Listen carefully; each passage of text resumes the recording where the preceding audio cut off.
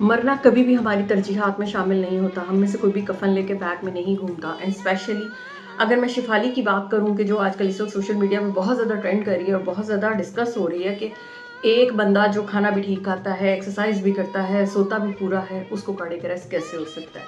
तो मैं आपको बताऊँ कि हम में से बहुत सारे लोग सिर्फ़ सर्वाइवल मोड पे ज़िंदा रहते हैं।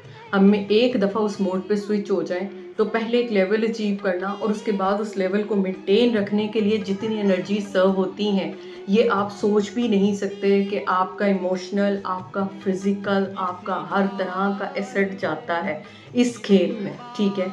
तो जब आप एक हद से ज़्यादा स्ट्रेस होते हैं तो आपकी हार्मोनल चेंजेज़ आती हैं, आपके अंदर एड्रेनालिन इतनी ज़्यादा स्ट्रॉन्गली आना शुरू हो जाती है और बनना शुरू हो जाती है कि आपके दिल को धड़कने का मौका ही नहीं मिलता।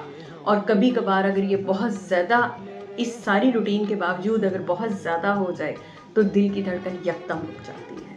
तो be friendly to your heart, दिल की सुनें, इससे पहले कि बहुत देर हो जाए।